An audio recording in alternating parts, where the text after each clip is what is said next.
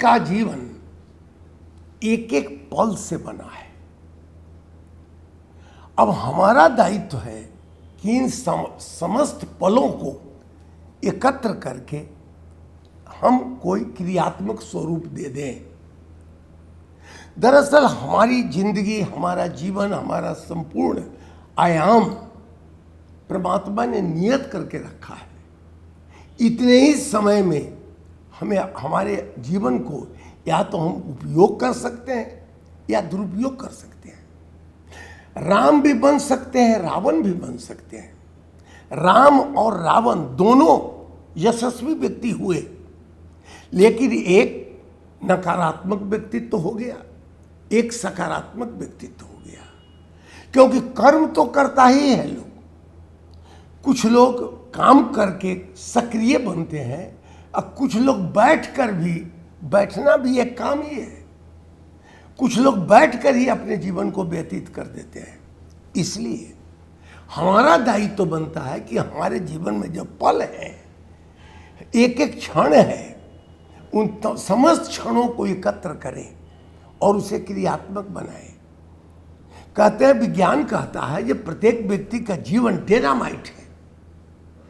अब अंदाज करिए कि एटम बम अगर विस्फोट होता है तो 15,000 डिग्री की गर्मी पैदा हो जाती है, एक एटम बम। और वैज्ञानिकों का कहना है कि मनुष्य के पास 1000 एटम बम की ऊर्जा है, और इस ऊर्जा को हम यूं ही बंद रख लेते हैं, बक्से में बंद करके रख देते हैं।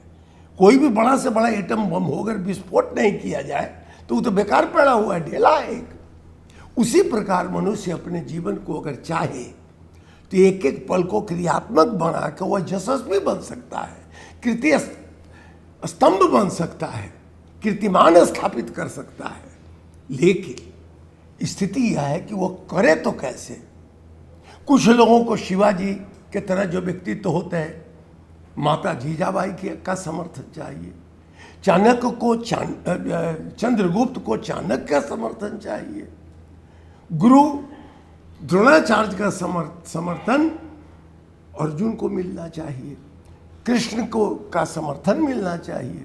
तो ऐसे लोगों के मार्गदर्शन में अगर व्यक्ति आगे बढ़ता है तो निश्चित रूप से वह महान शक्ति का केंद्र बन सकता है। आप अपनी ऊर्जा को संग्रहित करें। ऐसे ही योगी लोग करते हैं, तप करते हैं, संग्रहित करके और संपूर्ण जीवन को एक केंद्र पर लेकर विस्फोटक स्थिति पैदा कर देते हैं।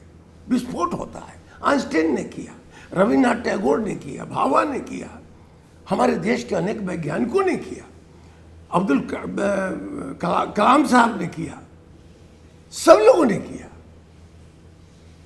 तो ऐसे लोगों की जो ऊर्जा होती है वो संग्रहित एक जगह, एक पॉइंट पर होती है। हम लोग क्या करते हैं, हम लोगों का जो भी जीवन है, कहा जाता है, विज्ञान मानता है कि 29 साल तो हम सोने में लगा देते हैं। जो भी जीवन है, एक व्यक्ति 29 साल सोता है। आयु कितनी है, गिनी चुनी तो आई है। तो ऐसी स्थिति में हमारा एक ही अगर हम चाहते हैं जो हम कीर्तिमान स्थापित करें, हम कीर्ति स्तंभ बनावें, तो अपनी समस्त ऊर्जा को, समस्त येसना को, वासना को एकत्र करके उसको केंद्रित करके एक पॉइंट पर ले जाए और वहाँ उसको केंद्रित करके उसको विस्फोटक करावे। तभी हम लोग कहते हैं, गुरुजन कहते हैं कि छात्र में जब चेतना का विस्फोट हो जाए तब समझना चाहिए कि यह अद्भुत प्रतिभा का मालिक हो गया।